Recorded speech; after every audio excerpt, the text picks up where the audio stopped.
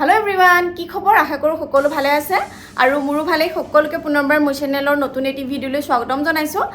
আজি ভিডিঅটোত মই আপোনালোকক দেখাম বুলি ভাবিছো মানে মই ঘৰত আজি চিকেন পোলাও বনাম বুলি ভাবিছো আৰু কিদৰে বনাও হেতু দেখাম বুলি ভাবিছো কিন্তু তাৰ আগতে কেইটামান কৰিবলগীয়া কাম আছে সেই কামগিটা গুটেকিটা কৰি লওঁ আৰু এফালে ৰ'দটো দেখিছেনে আজি ৰ'দে গুটে আপোনাৰ মানে খাওজেন কৰি আহিছে পুৰা ৰ'দ দি আছে এফালে দিলেও উপায় নাই আপোনাৰ বৰষুণ দিলেও উপায় নাই বৰষুণ দিলে চোতালৰ গতি হয় এনে কোৱা গুটে আপোনাৰ মাটি ৰুব পৰা নিচিনা হৈ যায় এইফালে সক বাকি ৰ'দ দিলে ৰ'দে মানে পুৰা ঢাকি দিয়ে আৰু সবকে এইফালে মই হেকানে ৰ'দতে আপোনাৰ এফালে গাৰু এডখতে ৰ'দত দিছো বাহিৰলৈ উলিয়াই দিয়া নাই আৰু এইফালে আজি চিলাবলে আছিল আপোনাৰ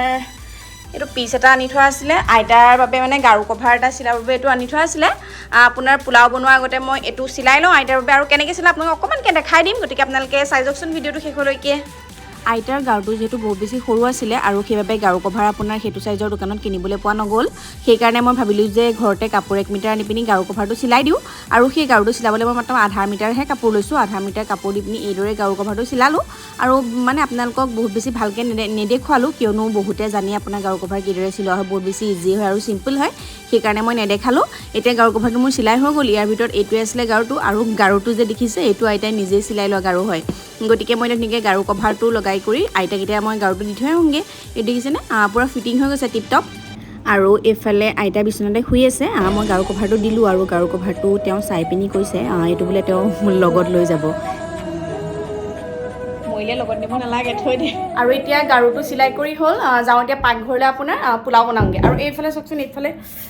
এইজনীয়ে খুমাই গুটে মোৰ ৰুমটো লেতেৰা কৰি দিছে এফালে গুটে গাল মানে আপোনাৰ পেলাই শেষ কৰি দিছে এইটো কিবা দৰব আছে নেকি আপোনালোকে যদি জানে কমেন্টত জনাবচোন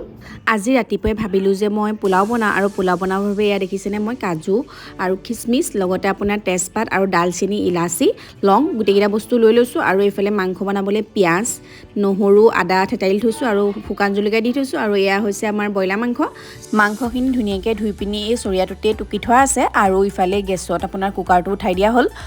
গেছত কুকাৰটো উঠাই দিয়া পিছত তাতে অকমান গৰু ঘিউ দি লৈছো দেখিছে আপোনালোকে গৰু ঘিউ বেছি দিয়া নাই সামান্য পৰিমাণে গৰু ঘিউ দি দিছো আৰু ইয়াত আপোনালোকে দিও বুলি ভাবিলে ৰিফাইন দি পিনিও ভাজিব পাৰে আমি গৰু ঘিউ দি পিনি বনাও যেহেতু সেইভাবে গৰু ঘিউ দিছো আৰু তাৰ লগত মিহলাই দিছো কাজু খিচমিচ ডালচেনি ইলাচি তেজপাত মানে যিগিটা আমি পোলাও লগত দিম বুলি ভাবিছো সকলোবোৰ ইয়াত মিহলাই দিছো মিহলাই দি পিনি ইয়াত অকনমান ৰঙচুৱা হোৱালৈকে এইদৰে হেতাখনে লৰাই পিনি ভাজি থাকিলে হ'ল গুটেকিটা বস্তু ঠিক আপুনি 2 মিনিট 3 মিনিট মান গেছটো কমকে দি পিনি এইদৰে লৰাই ৰঙচুৱা হোৱালৈকে ভাজি থাকিব আৰু নেক্সট ইয়াৰ লগত এড কৰি দিব চাউল আমি যেহেতু পোলাও বনাবলৈ বাসমতি চাউলে লৈছো বাসমতি চাউললে যেটো সোৱাদটো ভাল হয় সেইভাবে বাসমতি চাউলে লোৱা হৈছে আৰু এতিয়া ধুনীয়াকৈ হেতাখনে আপোনাৰ কাজু খিচমিচৰ লগত যেটা চাউলখিনি সকলোবোৰ মিশ্ৰণটো একেলগ হৈ যায় তাৰ বাবে অকমান টাইম এইদৰে লৰাই আছো আৰু নেক্সট ইয়াৰ লগত আমি দি দিম এতিয়া পানী আপোনালোকে দেখিছে এতিয়া চাউলগিটা অকনমান ৰঙচুৱা নিচিনা হৈছে আৰু এতিয়া ইয়াৰ লগত এড কৰি দিম পানীৰ পৰিমাণটো হয়তো যিসকলে মানে ৰান্ধনীসকলে জানেই গতিকে মই পানীৰ পৰিমাণটোৰ বিষয়ে আপোনাক ক'ব নাযাওঁ যদিহে কিছুমানে নাজানে তেতিয়াহলে চাউলতকে প্ৰায় 2 আঙুল বা 3 আঙুল পানী বেছিকৈ দি দিলেই ভাতটো হৈ যাব যেহেতু ভাত বনোৱাৰ নিচিনাকৈ এতিয়া আমি পোলাওটো বনাইছো আৰু বহুতে বেলেগ ধৰণেও বনাব পাৰে কিছুমানে আপোনাৰ মাংসটো বনাই পিনি তাতে চাউলখিনি দি পিনি সেইদৰে পোলাও বনায় সেইদৰে বনালে চিকেন পোলাওটোৰ সোৱাদটো বেছি বাঢ়ে কিন্তু আমাৰ ঘৰত যেহেতু মায়ে মাংস নাখায় সেইবাবে পোলাওটো প্ৰথমতে এইদৰে বনাই ল'বলগীয়া হ'ল এতিয়া ইয়াৰ লগত এড কৰি দিছো অকনমান নিমখ আৰু সামান্য পৰিমাণে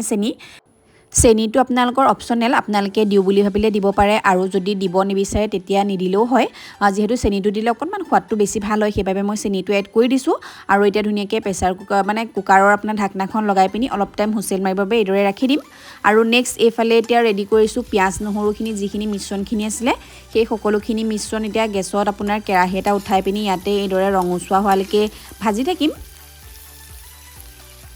আৰু যেহেতু মই আদা নহৰু পিছি থোৱা আছিল সেই আদা নহৰু মিশ্ৰণটো এতিয়া ইয়াৰ লগত ধুনীয়াকৈ মিহলাই দিছো আৰু মিহলাই পিনি গোটেইখিনি মিশ্ৰণ একেলগে ভাজি থাকিম প্ৰায় ৰঙচুৱা হোৱালৈকে আৰু আপোনালোকে যদি কিবা মছলা দিও বুলি ভাবে তেতিয়া মানে তেলতে এইদৰে মছলাটো পিয়াজৰ লগতো ভাজি ল'ব পাৰে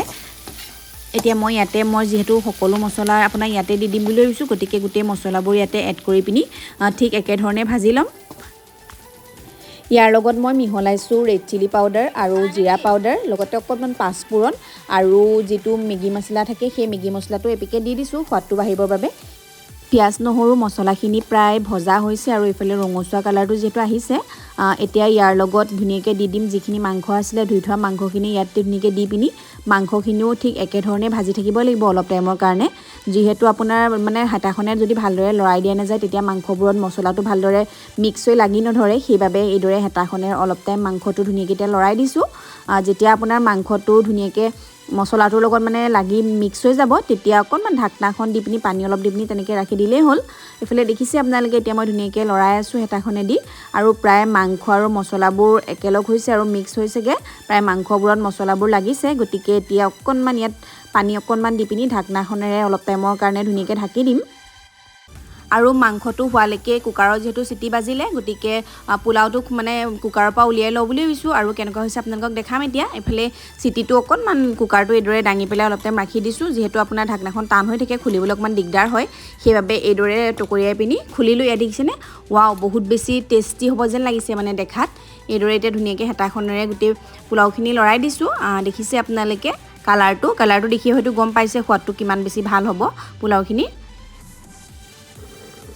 আৰু এইফালেও মাংসও পুৰা ৰেডি হৈছে আৰু প্ৰায় পানী অকণমান দি দিলোঁ আপোনাৰ গ্ৰেভি টাইপ কৰিবলৈ